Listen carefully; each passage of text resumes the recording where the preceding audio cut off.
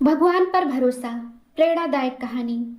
एक राजा बहुत दिनों से पुत्र की प्राप्ति के लिए आशा लगाए बैठा था, पर पुत्र नहीं हुआ। उसके सलाहकारों ने तांत्रिकों से सहयोग की बात बताई। सुझाव मिला कि किसी बच्चे की बलि दे दी जाए तो पुत्र प्राप्ति हो जाएगी। राजा ने राज्य में ये बात फैलाई कि जो अपना बच्चा देगा उसे बहुत सारे धन दिया जाएगा। एक परिवार में कई बच्चे थे, गरीबी भी थी। एक ऐसा बच्चा भी था जो ईश्वर पर आस्था रखता था तथा संतों के संग सत्संग में ज्यादा समय देता था।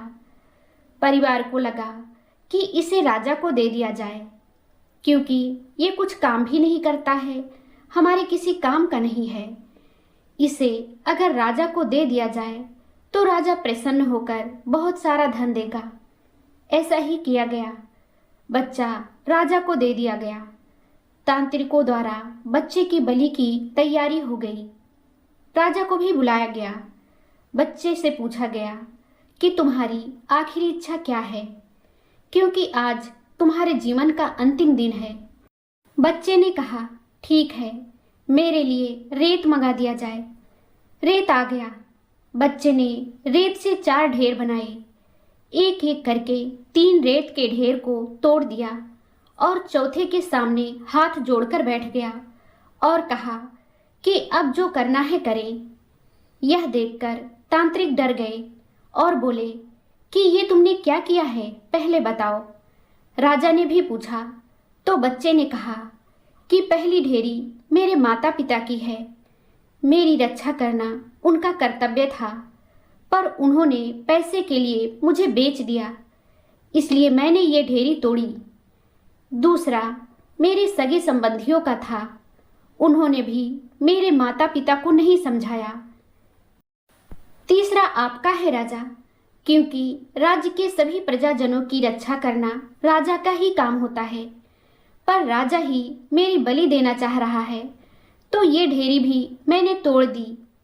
अब सिर्फ मेरे सतगुरु मेरे भगवान पर मुझे भरोसा है, इसलिए ये एक ढेरी मैंने छोड़ दी है। बच्चे की बात सुनकर राजा चकित रह गया। फिर राजा ने मन में सोचा कि पता नहीं बच्चे के बलि के बाद में भी पुत्र प्राप्त हो या ना हो, क्यों ना इसी बच्चे को ही अपना पुत्र बना ले। इतना समझदार और ईश्वर भक्त बच्चा है, इससे अच्छा बच्चा कहाँ मिलेगा। राजा ने उस बच्चे को ही अपना बेटा बना लिया और राजकुमार घोषित कर दिया। ये उस ईश्वर की कृपा ही थी कि एक गरीब बच्चा आज राजकुमार था। दोस्तों, इस कहानी का भाव यह है कि जो ईश्वर और सतगुरु पर यकीन रखते हैं उनका बाल भी बाका नहीं होता है। हर मुश्किल में जो एक का ही आसरा लेते हैं उनका कहीं से किसी प्रकार का कोई अहित नहीं होता है।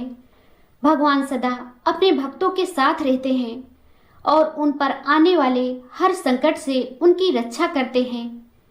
दोस्तों, यह कहानी आपको कैसी लगी हमें कमेंट करके ज़रूर बताएं। अगर आपको ये कहानी पसंद आई हो तो लाइक ज़रूर करें, शेयर करें और चैनल को सब्सक्राइब करना ना भूलें।